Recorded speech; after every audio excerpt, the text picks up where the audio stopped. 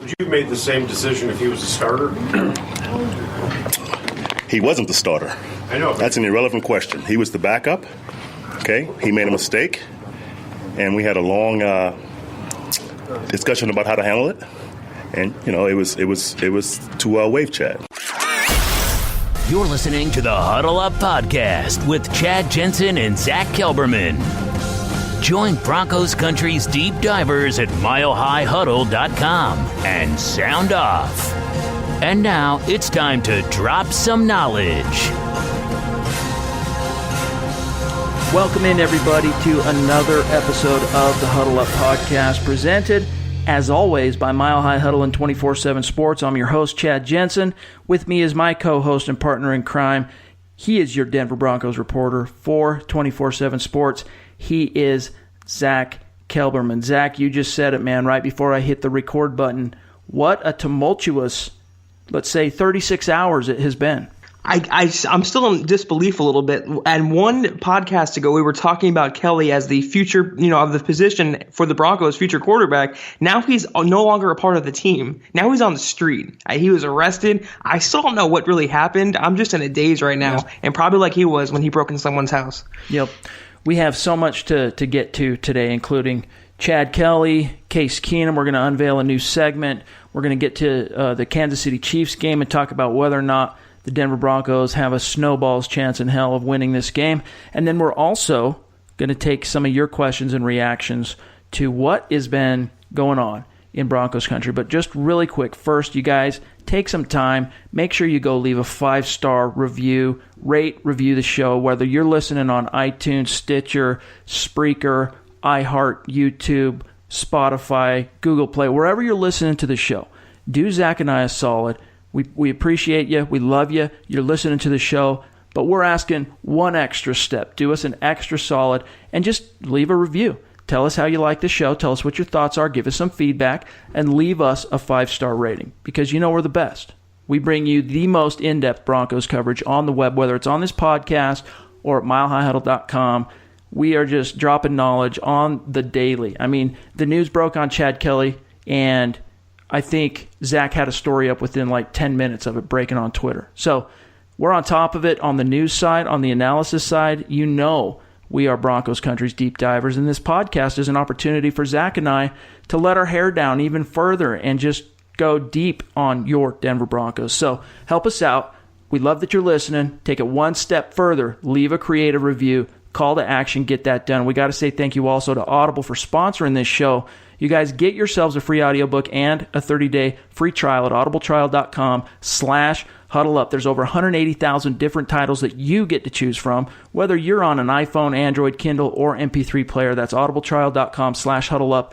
You guys know I listen to this service, this app, each and every day because I love to read, but I don't always have time to sit down, turn the pages on the books that I want to read. But Audible gives me the opportunity to do that, and you, while I'm doing other things. So take this opportunity, this advantage of the free book and the free 30-day trial at audibletrial.com/huddleup. All right, so I've been chomping at the bit, dude, to get to this topic because this is something that has really stuck in my craw. And when the news broke that he had been arrested on Tuesday, you did a great job jumping on all the news that came out of that. And I took some time, waited for some of the dust to settle. And I wrote the gut reaction article on the website. And one of the things I said was that I fully expect the Denver Broncos to cut Chad Kelly, but I wouldn't do it. And I explained why. We'll talk more about that here tonight. But they go ahead and they do it, Zach. And the thing is that really frustrates me about this, okay, is I'm not making any excuses for Chad Kelly. What a boneheaded move. We don't even know the full story, but just what we do know. I mean, obviously this was a guy who was fighting with the security there at a players-only Halloween party, decides to leave despite being people around him trying to keep him in the party but calm him down. He goes, breaks out of there, leaves, walks into someone's house after 1 o'clock in the morning. Supposedly the door was locked, though the police found no signs of a forced entry. Sits down on the couch next to a mother and her, I don't think we got the exact age, but a young child, and begins to mumble incoherently. She panics, right? And In comes the man of the house, beats him out of the house beats Kelly out of the house, shoos him away, so to speak, with a vacuum hose or some sort of thing. Next thing we know, he's arrested. So we don't need to go through all the sort of details exactly of what the story is, but obviously, big mistake. Obviously, it's a guy who has a problem. Something slipped. He something snapped in him, I guess, on that night. But I ask you this, Zach. I ask this rhetorically to everybody listening to the show today. What's the difference between Chad Kelly and the 7, 8, 9, 10 or other whatever players, coaches, and personnel guys associated with this team who have either been accused of significant crimes or even convicted, and yet the Broncos have stood behind them? What's the difference, and why Chad Kelly? Why is he suddenly being made the, I don't want to say, let's say an example. And before I serve this up to you, my take on it is this. The Denver Broncos, it's not a scapegoat. Okay, it's not a scapegoat. It's like a fall guy. There's a lot of stuff cooking right now. The Broncos are sliding. There's a lot of guys looking to cover their backside. And at the end of the day, this was the last thing they needed. No doubt that's on Chad Kelly. But this is the Denver Broncos looking for a means to get out of the spotlight, as a means to take the onus and the scrutiny off the brass and the shot callers that are in charge of the direction of this team, and put it on a guy in Chad Kelly and hope they can sweep things under the rug and keep this party rolling. What's the difference, though, Zach, between Chad Kelly and, let's say, A.J. Johnson or Adam Gotsis or Tremaine Brock or Adam Jones or Matt Russell? It's interesting because I put it on Twitter that they stood by Gotsis and Johnson after rape accusations. They signed Adam Jones with his baggage. Elway has proven he has no problems bringing aboard players that have pre-existing baggage, but Kelly's was too much to overcome. And I feel like he personally insulted John Elway by going out and messing up. I feel like John Elway took a chance on him, maybe as a favor to his uncle Jim Kelly. Elway and Kelly are close friends, and he gave him a shot. They talked him up. They knocked Paxton Lynch off the roster to promote Chad Kelly, and he goes out, and you cannot commit a more stupid offense than this. It's one thing to get drunk, and I don't advocate drinking and driving, but to break into someone's house and sit on the couch and mumble, how does that even happen? He had such a golden opportunity. So I feel like Elway's ego is at play as to why they cut him. And also I wrote on Twitter that based on the Broncos, the players they have in their past, I thought they would keep him. I didn't think they would cut him, at least right away. But they cannot create the perception that they're harboring malcontents. They cannot put it out there that they can turn the other cheek, especially when it involves women and children. You know how the NFL is with domestic issues, and they didn't handle some things correctly with Ray Rice and all those things. It couldn't turn a blind eye. It involved a child and a woman. We don't know the full details. I heard that he tried to fight Von Miller at the party, and he was fighting security. It was just a fracas. And the difference is he had a pre-existing history. He was kicked out of high school, college, he had bar fights. Yep. They knew he was one bad night away from going off the rails again. And he's been good to this point, and I just don't know what snapped. I saw on Twitter Orlando Franklin of 104.3 The Fan. He speculated that it was he broke up with his girlfriend and he just went off that night. But people break up every night. I mean, that's not a reason to go out and go breaking and entering. And I'm still wondering, how did he get in there if the door was locked? How does that... That's one of the things that's this whole story that kind of has some holes, some pieces of the puzzle missing from the frame here is that the people pressing charges are saying that the front door was locked, and yet there he was. He walked in, he sits down on the couch. No signs of forced entry. Police found no signs of forced entry. So obviously there's something, off. We don't know the full detail. Yeah. And we don't. And I'm sure, more detail will come to light, more information on this. And it'll be interesting to find out if this couple indeed decides to continue to press charges, because I would imagine in this particular case, especially being who he is, that if the people choose to drop the charges, the state's probably not going to pursue because no one got hurt. Because the thing is, here's what's weird about that charge, okay? And I want to go back. I don't want to forget about what you said about John Elway, because that's an important point. But what's interesting about the particular charge that was levied on Chad Kelly, first-degree criminal trespassing, is it has to have the intent to break a law. It comes with part of it being a first degree offense is the intent to be criminal. And if Chad Kelly's at a party, he's probably lubed up. And by the way, it was reported falsely that Chad Kelly was tested for alcohol and found to have no alcohol in his system. Mike Kliss reported that that was not the case. So my educated guess would be he's at a party. Guys are celebrating a holiday. They're getting after it a little bit on a long kind of mini bye week. Probably had a little something, obviously. I mean, look at his eyes in the mugshot, right? He looks ripped. This guy was ripped. This guy was like just off his rocker. And out he goes. Who knows? Like maybe he's wandering. He tears out of the party to kind of blow off some steam. I don't know. Maybe he's walking down the neighborhood. Someone recognizes him. Maybe, who knows? I don't know. I mean, but there's something about this that is just weird. But even putting that aside, let's just pretend he's as guilty as the day is long, and everything he's been accused of is absolutely true, which it probably is. Let's just assume that. John Elway, of all the people and of all the players in which he chooses to, stick his foot in the ground, plant his flag, and say, this is where I draw the line. It's Chad Kelly. And I think you're right. I think you're onto something about the reason why, one of the reasons anyway. I'm sure there are multiple factors that went into the decision, but I think one of them is you're right, that there was a little bit of a personal element to this, and probably something along the lines of when Jim Kelly talked to him, to John Elway on the phone, hey, take my nephew, he's a changed kid, he's got all the talent in the world, I'm vouching for him, you have my word, blah, blah, blah, blah, blah. Not long after he was drafted, I would assume John Elway probably had some kind of a sit-down with Chad to tell him to score. That, look, you've been kicked off your high school team. You've been kicked off a Division I college football program. And we've got all these different off-the-field issues that have popped up with you over the years. You're on a one-strike policy here.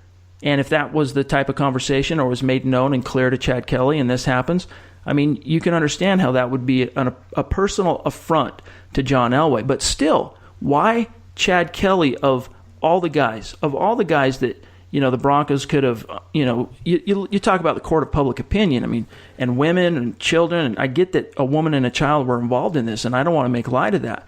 But most of the guys that I've named on the show tonight that have had run-ins with the law or even accusations and things like that, it was tied to women. It was tied to the abuse or battery or sexual misconduct toward a woman.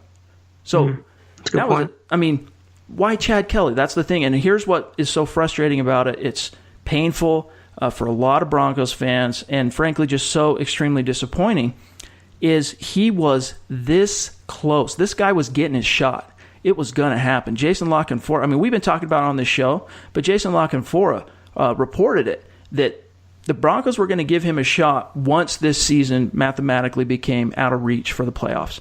And looking at the record, we'll talk more about that later in the show, but that was only it's only a brief matter of time. The odds tell us that the Broncos are going to be eliminated. They're already at 3-4 with a really stiff schedule left to play. So Chad Kelly was going to get his shot, Zach. Like, all the chips, the dominoes were falling in his favor, and like he literally goes and does the one thing that could blow it all up.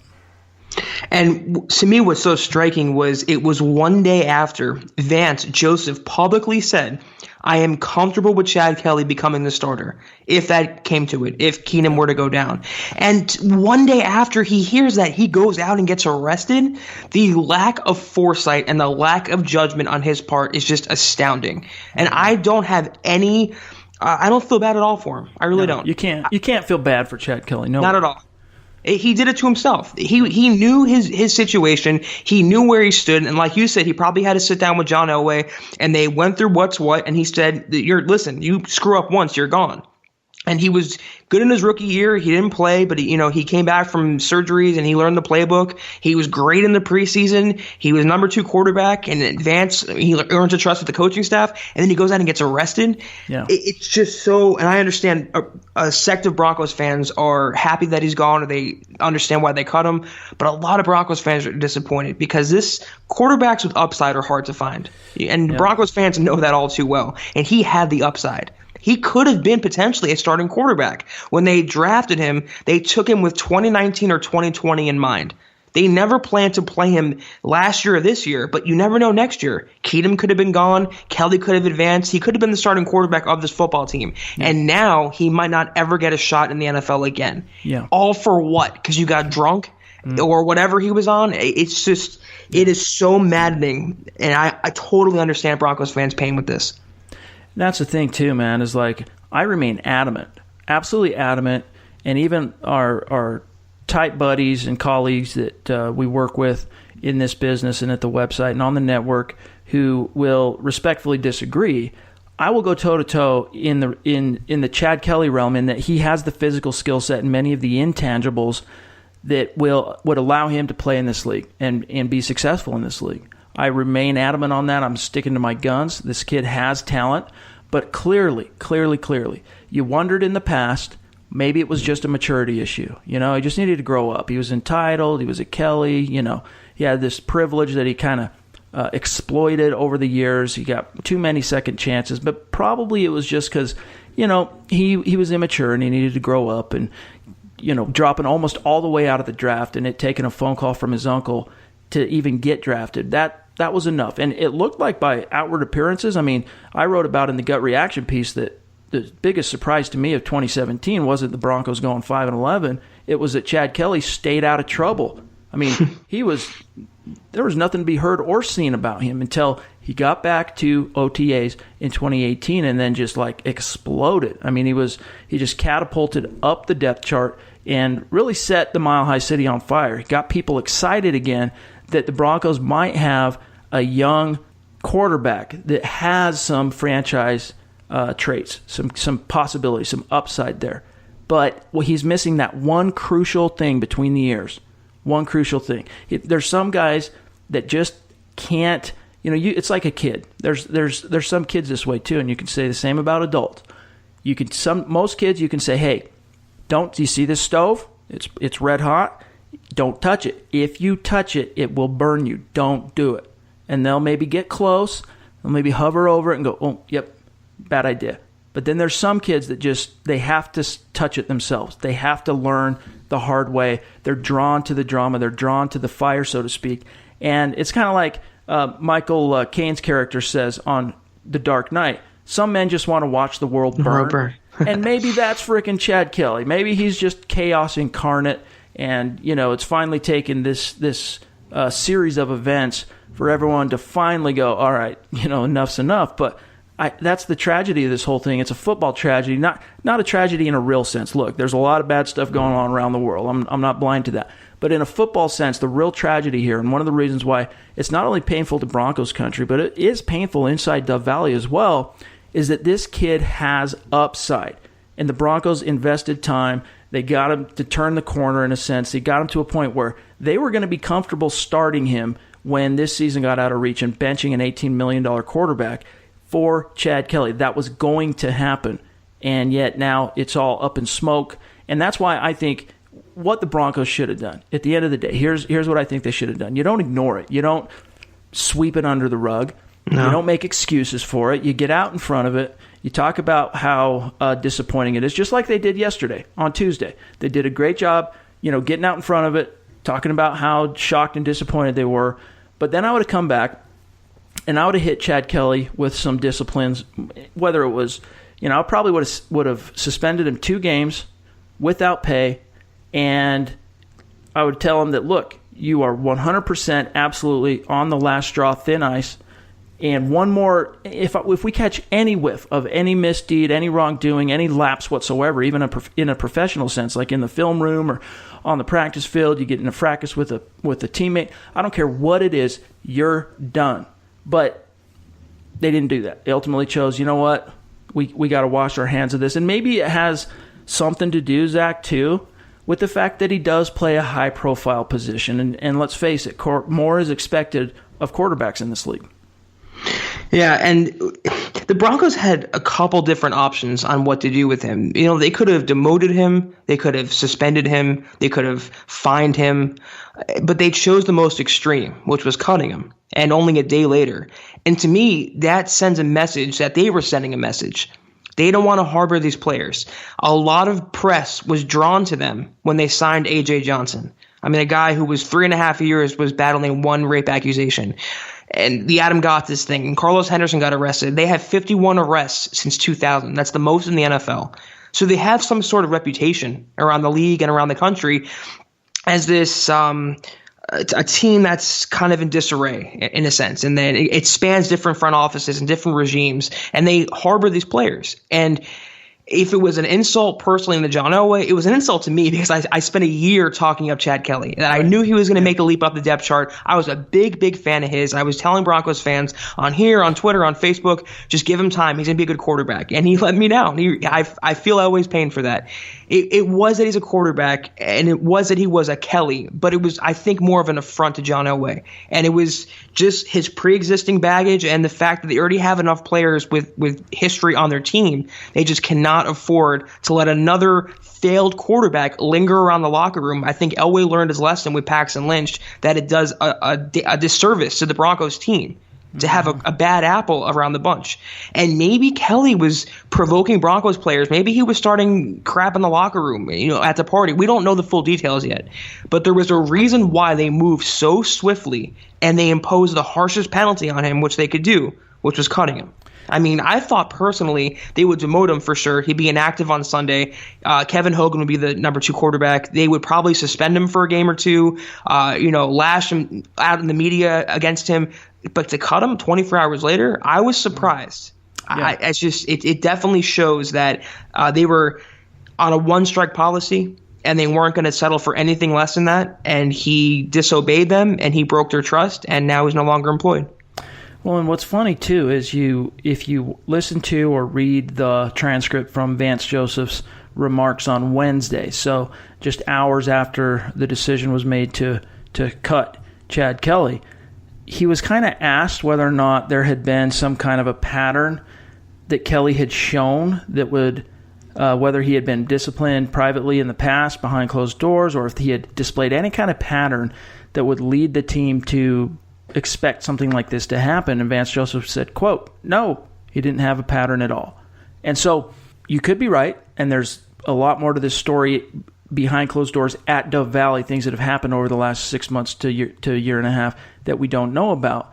But I would probably chalk it up more if we were going to, point towards things we don't know about. I would say it would, if it was in that realm, it has something more to do with, the Broncos have a lot of professionals and have a lot of experienced guys that do their vetting and investigative stuff in the front office, and security guys. They know a lot of them have ties to law enforcement and legal professions, etc. And who knows, maybe through their investigation, beyond what's been published through police affidavits and through other reporters, maybe they have found something more that's even scarier than what the public knows right now. Who knows? Maybe there's something more. Maybe they know more than we do even right now, and they're even in that sense trying to get that much farther ahead of this. But no matter what the case might be in that regard, we don't know. And I still think the Broncos, one of the reasons why Broncos fans are so disappointed in this and why they're feeling such pain, and I'm with you on that too, by the way, Zach. I mean, I've been a clear believer in Chad Kelly's physical abilities and his competitive drive since the time that the Broncos drafted him. I mean, I was an admirer of his despite his, swag mentality and his persona. I always thought he was a really good, underrated gunslinger type quarterback that could make it in this league. And we've spent a lot of time on this show talking about Chad Kelly and on the website on why Broncos fans should look forward to Chad Kelly and what he can offer this team in the short and the long term. So it is an affront to us as well in terms of it being that kind of a disappointment. It's a letdown. Like when that news flashed across Twitter for me on Tuesday morning, I was just like, is this a joke? Yeah, I was shocked. Is this Snopes? Like, what? Is this the Onion? Yeah, what is this? But yeah, it was a crushing disappointment for a lot of people because, and we're going to talk more about Case Keenum here in a little bit, but just based on what a lot of fans have seen from Case Keenum up to this point, Chad Kelly was really the only thing from a quarterback perspective fans could hang their hats on. And the guys on the other podcasts on our network have talked a lot more about this than we have. But if you look ahead to the 2019 quarterback class, some fans might think, oh, well, hey, there's always next year's draft. You never know. And, I'm going to hang my hat on that, take some consolation and comfort in that. Well, Justin Herbert, the big quarterback from Oregon, he's really the only top 10 caliber quarterback projected to go in that class next year. And there have been all kinds of conflicting reports on whether he's going to declare or return to Oregon, with the most recent really pointing more towards him returning because his brother is going to be playing on the team next year. And so if that's the case, the Broncos, Zach, they don't have, and also you look at what's going to be out there from free agent perspective, there aren't any viable options at the quarterback position for Broncos country really until 2020. Now, that could change, right? Like, who knows what Herbert could declare, but even if he does, the Broncos aren't going to finish as the worst team in the league this year. They might not make the playoffs, and they might finish third in the AFC West, but there's going to be 2 or 3 teams at least that are worse than them, including the New York Giants, Arizona Cardinals, and Oakland Raiders. So you're looking at quarterback salvation at minimum, probably not coming until 2020 unless Case Keenum suddenly turns it around. I'm not a big fan of the 2019 class, even if Herbert does declare. It's not very strong to me. If they wanted a quarterback, they could have got one in this draft. And I'm not going back, and it's not revisionist history. I would wait until 2020, though, for Tua. That's just my opinion. That's why it hurts so much until then, because you don't have that bridge. Kelly could have been that bridge quarterback, and he was right there in the backup QB Hall of Fame, right next to Kyle Sloter. And that's Bronco. The popular player on the team is always the backup quarterback, and in Broncos country, it's definitely the case. Yeah. You always want to root for that guy, and Sloter was, he was from the Broncos' backyard, and Chad Kelly had that pedigree coming out of Ole Miss. He was easy to root for. He had that alpha mentality, that swag. He was getting cheered on the field for a kneel down a couple weeks ago. He was just a very popular player, and it's always exciting for a fan base to rally around a quarterback and consider what he can bring to the team if they have that Tom Brady on the roster, that unheralded guy who can come in and be a long-term potential, even all-pro, Hall of Fame quarterback. Maybe not to that extent for Chad Kelly. It's just so disheartening because now you have no one. Now you're stuck with Case Keenum, who's so underperformed through 7 weeks or so. You have Kevin Hogan, who's a relative no one. And then who are you going to get? You're going to sign Kellen Clemens? You're going to re-sign Paxton Lynch, Matt Moore? It's no one to build around, no one to build excitement. Kelly was the exciting factor of that room, and now he's gone. So as much as Broncos fans have accepted this and resigned themselves to it, if from a fan's perspective, if I was thinking from a fan's point of view, I would be totally gutted right now. Yeah. And it sucks that he's gone, and he did it to himself.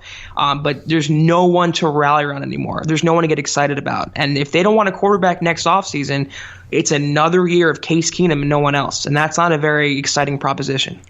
And that's why, again, I just think the Denver Broncos, unless they clearly know something about this case and situation that we don't, which is very possible, and you could even argue likely, unless there's something like that still up in the air, I just don't understand why they would cut bait on a player that really does offer that kind of hope. But here's the type of despairing comment we're getting on the website. We're getting them on Twitter, Facebook, you name it.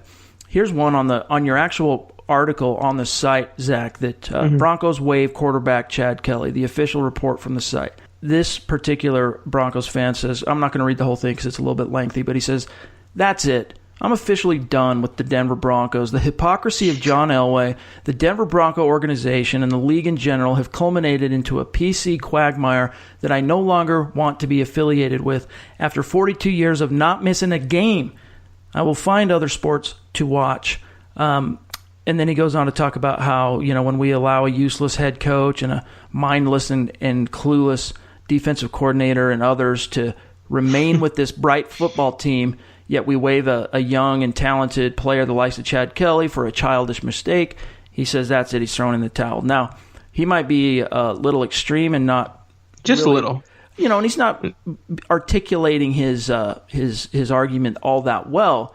But he goes on even further into this, talking about just why Chad Kelly as opposed to all these other guys that have been accused of things ranging from, I won't go into it, but we've already touched on that very topic. And that's why, again, to me, what made Chad Kelly special? Now, one thing that keeps coming back to me, and this is something that Eric Trickle, for example, has been telling me for 18 months, that look, Chad Kelly, he might be talented. He might be what you say and think he is. But the Broncos don't love him like you would think they would love a quarterback they drafted. It was more about the favor to Jim Kelly, doing them a solid, and if something good comes of it, great. They just don't love Chad Kelly. Look at Adam Gotsis. He was a second-round pick. Now, granted, there was not enough evidence on Gotsis to even justify the charge, so the district attorney in that particular case chose not to bring charges.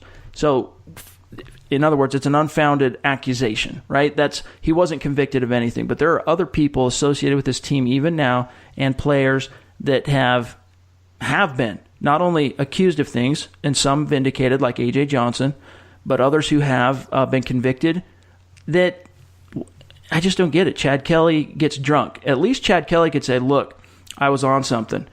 I had no criminal intent. It was a stupid mistake. And as this fan says, a childish mistake. And at least the Broncos could, there are solutions and ways in which to navigate forward. You hit him with discipline, you sit him down, you suspend him, you do whatever you're going to do from a disciplinary perspective.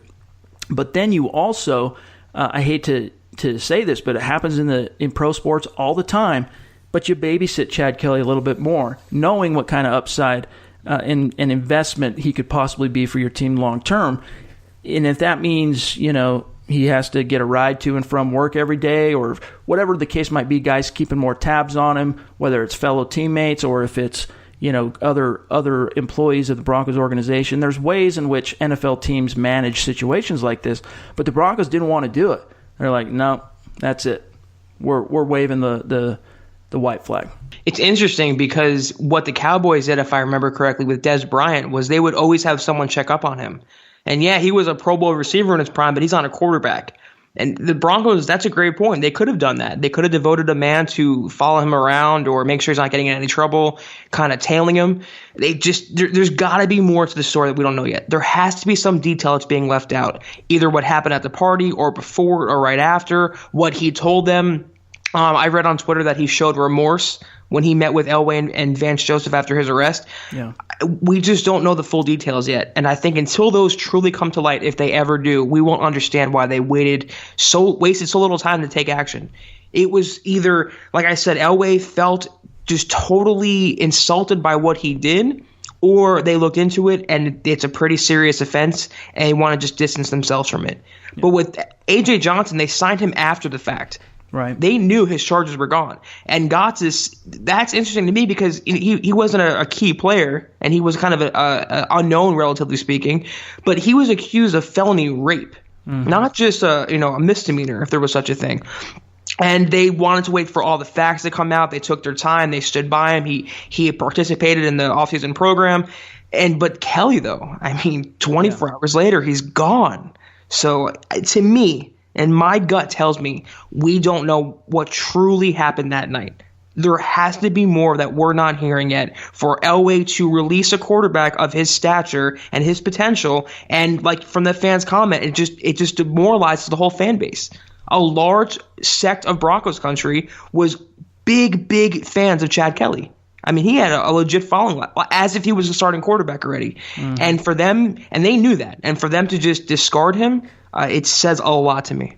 Now let's touch on something you reported on in the Vance Joseph article on the site. Just basically his reaction, because obviously the Broncos were away from the building the last couple of days with this little mini bye week, if you will, 10 days between the Cardinals game and the Chiefs game that's coming. And so the last 2 days, no player interviews, no coach meeting with the media, none of that. So it was scheduled for today because today's a work day for the team. They're back in the building regardless of what happened with Chad Kelly. It was back to business as usual. So Joseph met with the media, and one of the things he said is that, let me find it here real quick. Our goal is to help Chad long term, close quote. Now, this has led some in Broncos country to speculate that the Broncos aren't completely washing their hands of Chad Kelly, that there might be a chance for Chad to return to the team, maybe whether it be via practice squad and have to work his way back up the ladder, or maybe just work with him, help him get whatever treatment or help that he might need, stand by him, see if this thing can turn, and if the team sees some kind of sign that it can, maybe bring him back. But what are your thoughts on that, and whether or not you think there's really any shot in hell of that happening for Chad Kelly? Yeah, I put that at the end of the article, and it stuck out to me, and it implied, at least on a surface level, that they have some sort of potential to bring him back. If he gets his nose clean figuratively and literally, if he stays out of trouble, if he shows that he's committed to improving his personal life and is remorseful, maybe he can return the practice squad. He has eligibility there. So they did it with Carlos Henderson. He got arrested. He came back. It left me thinking there was hope still. And Elway said in his statement, even though Chad's no longer a part of the team, we've offered to help him however we can and are supportive of him in every possible way. Now, if they wanted to wash their hands of him completely, I don't think both the coach and the GM would say that. There's no need for those kind of quotes if you don't look to possibly bring him back later. So maybe he'll come back yet. Broncos fans shouldn't burn those number 6 jerseys just yet. There's still a chance there. That just stuck out to me. I think they want to see what he can do, how he responds from being humbled professionally and personally, and if he can come back from this. If he commits himself to getting help, maybe a treatment program, we don't know yet. But I think that if he shows that he wants to come back and he fights to come back and he, takes it on the chin, so to speak, maybe there's a chance he comes back. That's what I read into that comment. If I would have been in that media room, I would have asked Vance Joseph what he meant by that. What does that mean? That, look, we're doing this because we think it's what's best for the Broncos, and he also said it's what we think is best for Chad. And then he goes on to say that, we're going to help him for the long term and get him the help he needs for the long term. Coach, what does that mean? Can you elaborate on what the team's relationship or plan is to help Chad Kelly and what you mean by long term? Because it does have some innuendo there that I don't think you're necessarily wrong on. It doesn't mean it's true, but the way he phrased that leaves open the possibility. So if indeed the Broncos are saying, look, we're going to be kind of in the same way you say it for anyone, if someone gets fired or you hear from a friend that something bad happened, hey, I'm there for you or whatever, we're going to be there for Chad Kelly. His teammates are going to be there, or former teammates, for Chad Kelly. If that's really all they meant, I think it would probably be good for the Broncos to just come out and say something like that without necessarily even addressing that there was a need for it. Just come out and say, look, Chad Kelly's not coming back. He's done. He burned his bridge. We wish him the best. We'll be there to help support him any way we can in a general sense. But, he's done with our team. I think it'd probably be wise for them to do that. And if they don't, there might be some fire where that smoke is. Yeah, and Elway started out his statement. The first part of it said, after reviewing all the information and in talking with Vance and Joe Ellis, we agreed that releasing Chad was the right thing to do. Now, his second part, he intimates that he wants to help Chad Kelly. He didn't have to say that, just like Vance didn't have to say that. So there's obviously some lingering connection there. I don't think the bridges are burned entirely. And if you would have asked Vance that question, which is a great follow-up question, he would have just blown you off in a cloud of platitudes. He would have given you a non-answer. He would have said Chad Kelly has grit. You wouldn't get on anything from him at all. So he was not showing all his cards just yet. They don't even know what they want to do yet. I think they want to see what Chad Kelly can do, how he rebounds from this occurrence and this incident, and if he can respond. If he shows growth as a person, not just a player, there's a chance he comes back. If not, I think he's done for good.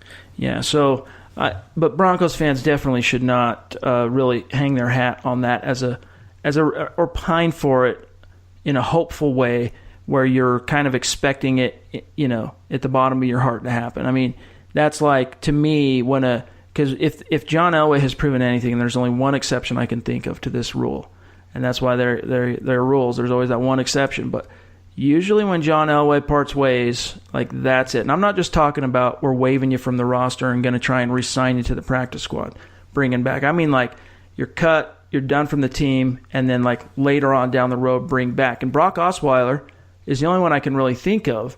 So John Elway, and there's been a lot of different opportunities for John Elway to do that, bring different guys back that would seem to make a lot of sense that had been with the Broncos in years past or seasons past. But TJ Ward. Yeah, I mean, perfect example.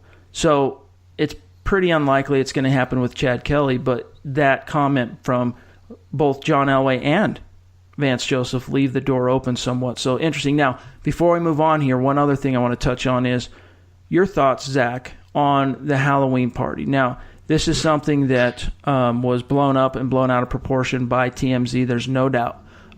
But the Denver Broncos players under the leadership of Von Miller, and even Orlando Franklin talked a lot about this week, that this is a common thing. Every team has these type of get-togethers, and the Broncos have been doing it for a long, long time. Obviously a big deal to them. It's an opportunity to kind of decompress and let their hair down, so to speak, and it just happened to coincide on a perfect opportunity for them on a mini bye week where they had 10 days off and 2 full days away from the facility, basically.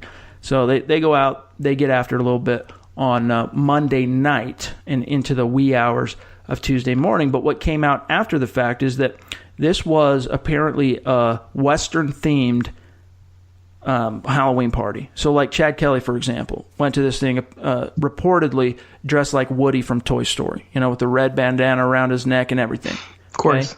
Okay? But there was a couple guys who obviously weren't going to sport that motif, being Brandon Marshall, who dressed like the former pop star Bobby Brown with a bag of flour posing as cocaine and a little cocaine rubbed in his nostril to imply that, look at all this cocaine I've been snorting. Kind of doing this weird drug motif with Bobby Brown. And then on the other side, you got Emmanuel Sanders. I forget the character's name. Tyrone Biggums. There you go, from the Chappelle show. Yeah. Dressed like a crackhead, right? And behaving like the crackhead. And it's all fun and games. And, how can you really read into that as anything other than players just trying to kind of be funny and find these really obscure and comedic costumes? But the optics of it are not great just because of how the season has unfolded, some of the dramas that have taken place thus far, and then, of course, Chad Kelly goes out and from that party gets popped for just this completely random and out of left field first-degree charge. So, your thoughts? Obviously, TMZ portrayed it as a party that had quote-unquote cocaine on the brain. But the Broncos have remained adamant, stuck to their guns, that, look, there was nothing wrong with what Von Miller and the players organized there. It was a Western-themed costume party for Halloween, and this was completely taken out of context and is fake news, basically, by the part of TMZ. First of all, TMZ was way off base for reporting that. They wanted a click, and they clickbaited hard. That wasn't cocaine-themed. It was a Western theme, and 2 players were dressed as cocaine-inspired characters. I can't be the get-off my lawn guy for this one. They were partying. This happens every year. Every team has one, and if Chad Kelly didn't go out and get drunk or high or whatever he did and go break into someone's house, you would not have even heard about this. I have no issue with the party. From what I heard, it was very tightly controlled. There was security there. There was wristbands that were handed out that said if you're drinking, you can't drive. They had Uber services. I mean, they went to great lengths to preserve this. It looked like a fun time. I mean, everyone's having fun. It's Halloween. So I have no problem at all with the party. And John Elway doesn't, and Vance Joseph didn't. It was just one bad apple ruined the bunch, and that's what happens. Yeah. So it looked fun to me. I love to be there. I love to be partying with them. I don't see any fault with a bunch of teammates hanging out at a theater or a club and partying. If Chad Kelly didn't get busted, this wouldn't even been brought up at all. Wouldn't. Yep. And even maybe if they were, 6 and whatever. What is it now? So 6-1 or 5-2 or 4-3, it probably wouldn't. But because they're sub 500, it's even more of an issue. Look, they're not focused on the task at hand. Yada, right. Yada, yada. The only thing I would say to this, to interject any kind of conversation that is oppositional to what you said, is that I don't, and maybe it is the get off my lawn, old man in me. I am pushing 40 after all. But these are professional athletes, and I would think that they would have a little bit more awareness and self-awareness to go that, look, if I'm not saying don't dress that way, don't dress up in a make-believe costume and use drug iconography and motifs as the impetus for your costume. I'm not saying don't even do that. What I am saying is, if you're going to do it, remember the fact that you are professional athletes, you represent a team in a city and a league, and you also are role models to children. And even though that might be a goof and a gaffe and whatever, it still associates the Broncos, associates the player, associates the league with something illicit like cocaine or drugs or crack or whatever, what have you. So 15, 20 years ago, before the advent of social media, you never even would have seen that. No one, I mean, very few, if people took cameras to those type of things back in the day, they were pictures taken to be kept privately for their own personal photo albums and what have you, memories and forget-me-nots, whatever. But in today's day and age, those images, from what I understand, and I could be wrong on this, they weren't captured and taken by others. I mean, those were captured by themselves and then put on their own social media for the world to see. And for me, that's where it's kind of like, come on, guys, be a little bit more savvy than that. Like, okay, maybe if you were dressed up like freaking Darth Vader or something, take a snapshot. But where it's involving cocaine and drug addicts and crack and all that, like, just have a little bit more tact and taste and awareness. Yeah, I didn't hear about Brandon Marshall actually having a bag of flour and putting it on his nose. I didn't think it was that extreme. If that's the case, then I tend to agree with you that you have to have more foresight than that. You can dress up as Bobby Brown, but to have cocaine or what's supposed to be on your face, that's a little extreme. Yeah. And Tyrone Biggums, that's a character from a fictional character from a show. I have no problem with that. I would tend to agree with you for the most part, but overall, it's a costume party. It's Halloween. I mean, go out and have some fun. Just don't get arrested, and Kelly broke that rule. Yep. The bad apple that ruined the bunch. But I think we've spent enough time, gnashing our teeth and wailing over this situation. Let's move on and talk about Case Keenum. In fact, in our new segment, we're going to call it Orange-Colored Glasses. And what I'm going to do is I'm going to put on those glasses, and I'm going to be the eternal optimist here. And I'm going to tell you why you should now believe in Case Keenum. Forget everything there is from empirical data that shows Case Keenum being a bottom third, nay, a bottom 5 quarterback in the NFL through 7 games. Forget all that. What I'm going to tell you right now is, look, Chad Kelly's gone. Odds tell us he ain't coming back.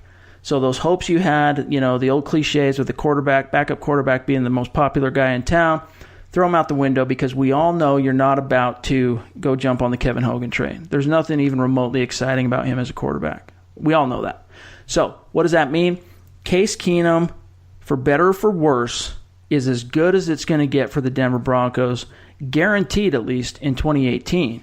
Probably for the next 2 years, because, as we've already touched on, there aren't a lot of options for the Broncos to improve at the position, in an obvious way or a measurable way beyond what they have now in Case Keenum. So you have to go all in even more so on Keenum. Kelly offered him that kind of fallback, that possibility that, maybe he could spark something, and not only that, but maybe he could offer some kind of long-term viability as a possible franchise guy. That's all out the window. And maybe, Zach, it's not the worst thing, because Case Keenum, yes, he has underperformed. He's disappointed a lot of people. He just hasn't been that clear difference maker that everyone was expecting him to be, especially coming off that phenomenal season that he had last year in Minnesota, second most accurate quarterback in the league, and leading the Vikings to not only a division championship, but also a playoff victory. And albeit it required a miracle play at the end, but he got the W nevertheless. But he's fallen well short of that mark through the first 7 games. Is there any reason to believe that that's going to change? And I'm going to say that yes, there is, because even though I've said that he's running out of being able to use the excuse that he's still settling in and, it's going to take some time, he's forming chemistry, he's soaking in the playbook and all that, I still think that there's some truth to that, okay? And the Broncos as an organization have been a little bit chaotic. There's been a lot of things outside of Keenum's control that have not played or helped him to play to his strengths, including play calling, which we've talked about at times on this show. So I'm here to tell you, I'm putting on my orange-colored glasses, and I'm telling you guys, chin up, believe in Case Keenum. The best is yet to come, and perhaps this Broncos team can indeed shock the world and turn around and be one of those rare birds that start 2-4 and still manage to make the playoffs. And now, Zach, you can tell me the truth. Am I wrong? Am I absolutely high right now on with my orange-colored glasses, drinking some orange-colored, who knows what from the dispensaries in Colorado? I don't think you're on Kelly's level just yet, mumbling incoherently, but I'm about to go break into my neighbor's house. I'll be right back. I don't agree. I don't see it. I can't agree that he's this. You have to go all in, and there's reason to be excited. Yeah, you have to go all in because there's no other backup now. It's his job, and there's no pressure on him at all now. So you kind of have to rally behind him. You have no choice. It's him or literally no one. Kevin Hogan is no one to me. He would come in a worst case scenario, and he would last about a quarter, and he wouldn't even be competent. So they have to go all in, Broncos fans, but they're not wanting to. It's begrudgingly. And Case Keenum, to me, just does not have it. And a lot of football left to be played, a lot of season left to be played. From what I've seen so far, and we talk about it every single week, I don't see a quarterback who's going to lead this team to the playoffs. I don't see a quarterback who's going to justify his contract. I don't see a quarterback who's even going to be a massive upgrade on what they had before. I just don't see it from what he's shown through 7 games. And if they come out on Monday night and they rally around this Kelly thing, and they rally around the trade deadline, all these rumors coming out, and Keenum throws 3 touchdowns and outperforms Mahomes, I will gladly eat crow. Gladly. I will put on the glasses with you. I'm going to have to take them off, though, and look, realistically, to me, that's my opinion. I just don't see with Case Keenum. And, yeah, he has no pressure on him right now, and that's good for him. It wouldn't matter anyway, even if he had pressure. He's just not a capable franchise quarterback. He's not what the Broncos signed up for, and he's not worth the money. So it's either him or no one, and it's not a great set of options. This was probably the wrong week in which to roll out orange-colored glasses because I'm having a hard time from an intellectual and even just a passion perspective really buying into my own argument because I'm trying to give you credit, though. It was pretty good. I'm trying to give Broncos country reason for hope. And, we know that the best predictor of future behavior is past behavior, or even look at it like the best predictor of future performance is past performance. But there's always exceptions to that rule as well. I mean, if that were the case, Case Keenum never would have turned the corner last year. So people do change. There are exceptions to each and every rule. And who knows, maybe this issue with Kelly and the struggles this team have endured, maybe this is some kind of a turnaround point for Keenum as well, where he can go, look, I got to stick my foot in the ground. I got to pivot. I got to put this team on my shoulders and really show the team who was clearly having doubts about me in the front office. I mean, if they're leaking out to Jason La Canfora that, yeah, we're definitely going to sit the guy we're paying $25 million guaranteed once the playoffs are out of reach. If they're thinking that, I gotta step it up. And who knows, maybe he finds a way to do it. Because before this season started, I honestly believed, look, I wasn't fooling myself. This isn't the second coming of Peyton Manning. But you guys heard me say on this show that I expected Case Keenum, just looking at the roster as it was, I expected Case Keenum to have a similar type of impact as a free agent quarterback acquisition on this team as Jake Plummer did for the Denver Broncos back in the day. And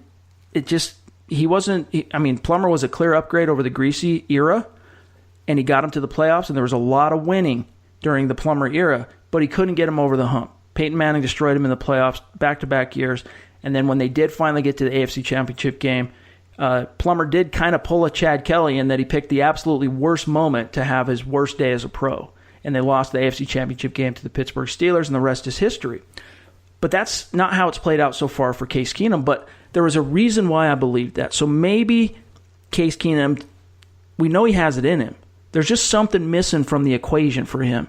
And it's hard to put your finger on what it is. Is it the supporting cast? Is it the system? Is it the fact that he hasn't really felt threatened by his job yet? We've sat here, Zach and I, on the show, brainstorming, trying to make sense of why Case Keenum has been such a disappointment. But he does have it in him, and the Broncos, here's the good news.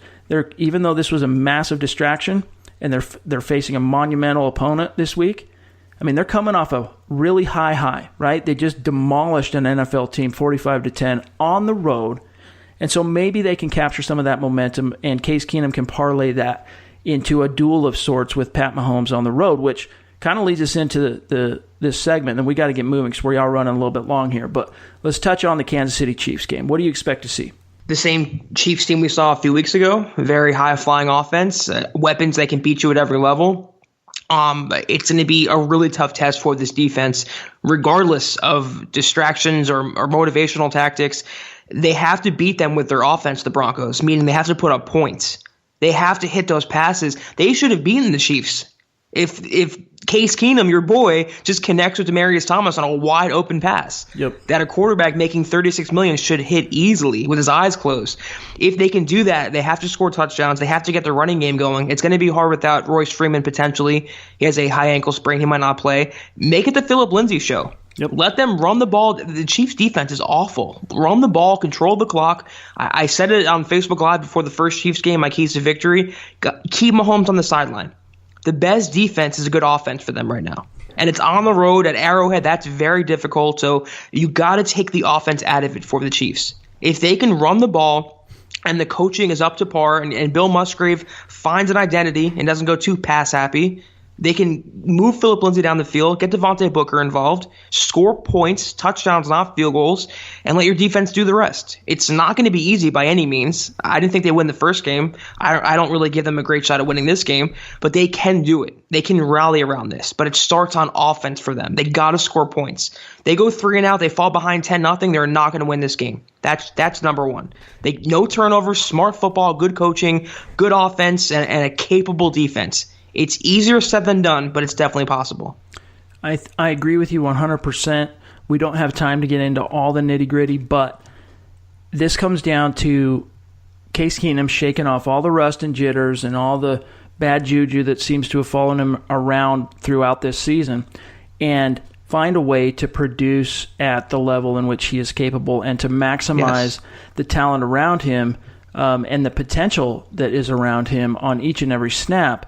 I agree with you. This is not good. I think the Broncos defense are going to be rolling off of that dominant performance on the road.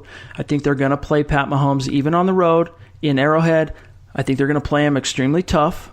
But in order for the Denver Broncos to win this game, it's got to be touchdowns, not field goals. So that's going to be your first indicator of how this game is going to go. Because, again, you're going to get Adam Jones back. You're going to be a little bit more at full strength in the secondary, which is helpful. You needed him. You needed Jones healthy for the Week 4 game to play the Chiefs as tough as you did then. They're going to have him back. That pass rush is really feeling it right now, even without Shane Ray if he's unable to play. So I think the defense is going to do their job. It's going to come down, once again, the onus on Bill Musgrave making the right calls, being creative, stepping on throats when needed, and then Case Keenum as the trigger man actually executing. So going out on a limb, we're going to get to the mailbag here because we're running out of time. I can't go out on a limb in terms of picking the Broncos to win. I mean, they're, 10-point line right now? Yeah. So I think the Broncos, once again, it's going to be a moral victory type of game. Too little, too late. Day late, dollar short, whatever you want to say. No cigar, though, is the bottom line. They're going to fall short. I think I'll save my score for the Mile High Roundtable that'll publish on Friday, but I have the Broncos losing this game. Big shocker. How about you? I do. It won't be a blowout, I don't think, either way, obviously. I don't have the Broncos winning this one, and I want to flex for a second and say I'm 6-1, so I'm going to keep my streak going. I don't have them winning, but I do have them playing him very closely, the Chiefs. And make a great point that the pass rush and the defense right now, they just demolished Josh Rosen. And I know the Cardinals are a far cry from the Chiefs, but if they can bring even half of that intensity and the creativity we saw on offense with Musgrave, with those jet sweeps and the tosses and the play selection, they have to bring that intensity, that creativity, that aggressiveness. They can't play passive. If they can bring that to that level, and they can have the same game plan they had in the first meeting, they can keep this game close. Do I think they'll win? No. But I think it'll be a one-possession game that comes down to the fourth quarter. I just think Mahomes right now is rolling. This Chiefs team, even with a bad defense, they're capable. They can get it done. And the Broncos are hurting right now. Maybe without Royce Freeman, maybe without Darian Stewart, maybe without Deshaun Hamilton. It's not ideal. I mean, the trade rumors that come up, the Chad Kelly thing, they'll play hard. It's just not going to be enough for them. Yeah, I agree. But I do think it is going to be a compelling game. And if the Broncos are going to really turn their season around, it has to be now. Because if they fall to 5 losses, they get a Houston Texans team who, at this moment, have won 4 in a row. So then they go into the bye. And then in their final games, they face the Chargers twice and the 3 remaining teams of the AFC North, which include Cleveland, Pittsburgh, and Cincinnati. And their only real kind of, you look at the schedule, kind of gimme games on the remaining are the Oakland Raiders in Oakland and San Francisco, who you kind of never know what you're going to get. They could play them really tough, or they could completely blow out the Niners. So it's not looking good. If the Broncos don't win this game, I see maybe 3 more wins on the schedule for them, maybe, honestly. So, because if they do win this game, however, my answer is that all bets are off, because that could give them the type of motivation and energy and momentum that literally could see them just storm through the rest of the season and really shock some people and make a run. But it all comes down to this game, and what is it now, 6 straight victories for the Kansas City Chiefs on the Denver Broncos. It's time to break that streak. So we now move on to the Mile High Mailbag, because, again, we're running out of time. And Zach and I, you guys know it, we're here for you each and every week as your football priests. We're here to offer the absolution and the answers to your burning Broncos questions, and sometimes just your reactions. And you got to get things off your chest sometimes. You got to exercise some demons, and you know what? This is one of them weeks. And the first thing here comes from Derek Wilson on Twitter, at Derek Cosmology. Derek says, I believe we should have kept Kelly at least for the rest of the season, or start, our starter gets injured, and now we're screwed. My quick thing, I'll serve this over to you, Zach, here is, Derek has a point that Kelly goes down, the season's over, or Keenum goes down, the season's over. But, that's kind of missing the forest for the trees, in my opinion. Kelly was never really going to factor into the ultimate destiny of this season. What the Broncos are really missing out on here is the fact that they no longer have any form of a viable, long-term, developmental, possible franchise quarterback on the roster. Yeah, you nailed it. It's you got to look at the big picture. He wasn't expected to compete and push hard this year. They wanted him for 2019 and beyond, and you don't have that anymore, and that's where it hurts. This year, it's already looking like a non-playoff season. If he was going to come in and just be toward the end of the year, maybe for a game or so, it doesn't hurt them in the short term. It hurts them in the long term. And I would have kept him too. I agree with him. But they had to send a message. And I think ultimately, if you look at all the factors and the pre-existing history, they made the right call. Not a call that I wanted, but a call I understand. I definitely understand the call, despite it not making sense to me on many levels. The Broncos were completely justified to make the decision they did. And so we all got to kind of move on. And that includes Broncos country. The next question comes from Christy on Twitter, at MissChristy78. With all the trade rumors all week, plus Kelly's situation, do you think it has dampened the focus or mentality in the locker room? How will this transpire in the game on Sunday, Zach? Vance talked about that, and I think Chris Harris Jr. talked about that they're motivated right now. They're locked in. And on the other hand, what else are they going to say, though? They're going to admit that it's affecting them. I don't think it's going to be something that they win or lose by. It's going to come down to how well they execute on the field. Even if Kelly would have never got arrested, even if the trade deadline wasn't next Tuesday, it's going to come down to if the coaching and the game plan and the scheme is in place and the players can execute against a probably, if not indisputably, the best team in the NFL with respect to the Rams. It's going to come down to one-on-one matchups. Like you said before, how's Case Keenum? This is his game.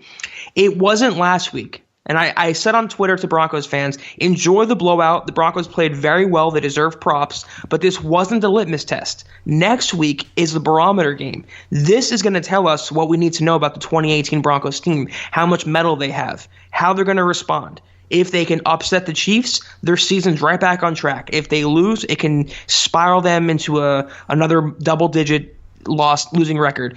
So I don't think it's going to hamper them, this Kelly thing. They can probably find some motivation if they're hearing their own press clippings. It's going to come down ultimately, though, to how they contain on the field, how they perform, and how they match up against their opponent. That's what it's going to come down to. Next question comes from Mile High Maniac on Twitter. All the trade rumors swirling around Dove Valley. If someone gets dealt, who are your predictions, top candidates for the Denver Broncos to trade before the deadline? So let's just narrow this down to one guy. If the Broncos make one trade as far as giving up somebody, because here's the thing. If the Broncos really recognize that their season's gone, they lose to the Chiefs, then the deadline comes 2 days later, it's time to stare down the barrel realistically on a full-blown rebuild. And what comes at a premium in a rebuild? Draft picks and cap space. So one of the you kind of kill 2 birds with one stone. If you can unload some of these pricier veterans and then also get something in return, you're stockpiling picks and you're clearing cap space. So for you, though, Zach, if anyone gets dealt, who's it going to be? Demaryius Thomas. And I will say, though, that whether they are buyers or sellers, I think depends on the game on Sunday. If they win this game, they may hold on to Demaryius for a playoff run. They might keep all their chips. They might even go out and get a player, not a Patrick Peterson per se, but maybe someone else. You never know. If they lose, though, I think there'll be more sellers. They have to look toward next year and the cap space they have and the players that are going to be free agents, the players they want to replace. The three names that come to mind immediately for me, though, are Demaryius Thomas. Obviously, he has no place left on this offense. It's not his time anymore, and even he admitted that. Brandon Marshall, because they have Josie Jewell, and Marshall's pretty ineffective. We talked about that. And Bradley Roby, because he's a free agent next year. Maybe Shane Ray to that extent, too. So those are my four, but the biggest one, obviously, is Demaryius Thomas. They have a surplus at the position. He's not effective in this offense. He's older now. He'll be 31, I think, in December. And they have Cortland Sutton, and he has a major salary. If they can find someone to take on that salary and the last year of his contract next year, I think he will be moved. But ultimately, what they do by next Tuesday will be dependent on how Sunday goes, whether they're buyers or sellers. Yep. Can't disagree. Next comes from Zach on Twitter, @Baxter_14. Literally, there are so many players who have done so much worse over their careers. Guys addicted to drugs, gang members, murderers, wife beaters. I don't know about murderers. I'm not sure where that one's coming from. Ray Lewis? Well, okay, so in the NFL. And they're cutting Chad because of this. It just seems so odd to me. And then Mo Johnson @Thunderstruck says, reports state Kelly had a 0.0 blood alcohol content level at the time of his arrest. What was he on that he was reported as incoherent in someone else's home? Yesterday it was reported he went off the rails at the Gothic Halloween party.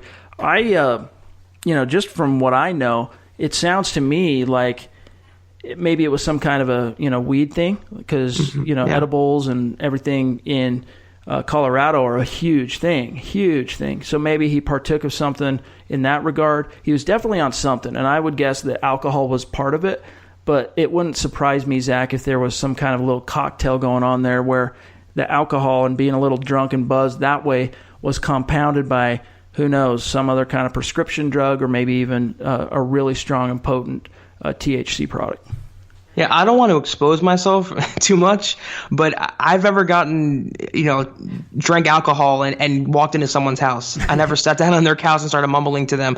I've never done any other substance, let's say, and just started acting like that. It was definitely something stronger than alcohol. If I had to give my absolute gut prediction right now, it was some sort of pill or, powder, weed, anything. There's something. It was serious stuff. It wasn't just, if he got belligerent, it was serious. It wasn't just alcohol. So maybe he had some alcohol. Maybe there was some sort of spiked punch at the party. But he took something. He ingested something. He either snorted it or smoked it or, dare I say, shot it. And that's why it made him what he was. So we won't know. Some people, too, I'll just say this to flip the coin over. I've known a lot of people in my life who are completely just different people when they drink. And maybe Chad Kelly's just the type of guy who has to stay away from the sauce, especially in social situations, because out comes a completely different ego and a completely different mentality and personality. I've seen it time and time again with a lot of different people throughout my life where they're just a different person when they have a drink in them. So last question, then we're going to get out of here, comes from Joshua on Twitter. Joshua 555-814. My brother, I'm telling you again, you got to change that Twitter handle. His question: what's an outside the box look for a QB the Broncos bring in, and how's Craven's been in practice? Is he still a go next week? I just want to throw this out there as far as a quarterback option. There's really not all that much out there. Like if I were the Broncos, Zach, you know what I'd do? I'd go knock on the door and see what it would take to get Kyle Sloter back. That would be amazing. I don't think the Vikings would bite for that because he's been really good there. But that'd be great. That'd be the best case scenario because there's nothing on the free agent market right now. And maybe Matt Moore is the best option. And even he, it's not great. They're not going to find that starting quarterback right now. One name who they're not going to sign, though, and Broncos fans can forget about it right now, is Colin Kaepernick. It's not happening. So anyone keeps throwing it out there, tying him to that. Kaepernick's not coming back to Denver. Paxton Lynch not coming back to Denver. He's a free agent. they're going to sign some young quarterback or, maybe even a rookie or undrafted free agent, maybe put him on the practice squad. It's not going to be a big name. They're not going to trade for Derek Carr, let's say. So maybe Matt McGloin, Matt Moore, someone like that. Someone, just another capable body to hold a clipboard. So that's somebody super depressing. Right, yeah, someone that's the opposite of what Chad Kelly offers. In terms of Stuart Cravens, from all indications, he's had no setbacks with his knee surgery. He can play starting next week. It's the first week per NFL rules, week 9 against the Texans. Assuming no setbacks, I think he'll play. They have to clear a spot on the 53 for him. I think he will play, though. Yep. All signs point to Cravens being ready to go next week. So the Broncos are just going to have to find a way to get by without him. One more game. And here's to hoping that they can find a way. But, hey, that's all the time we got for today. We ran long today. But, look, we had a lot to talk about. I mean, this has been, since last Zach and I talked to you, it was Thursday night. I mean, it felt like forever. Yeah, but now, exactly, it feels like a football lifetime. So much has changed since then. But that's got to do it for today. We'll come back and hit you up again after the Chiefs game. So stay tuned for that. Make sure you're subscribing. Do not forget, go leave a 5-star rating on the show, especially those of you who listen on iTunes. But you can find my partner, Zack Kelberman, on Twitter, @Kelberman247, and myself, @Chad and Jensen. Keep your chin up, Broncos country. We'll talk to you soon. You've been listening to the Huddle Up Podcast. Join Broncos Country's deep divers at milehighhuddle.com to keep the conversation going.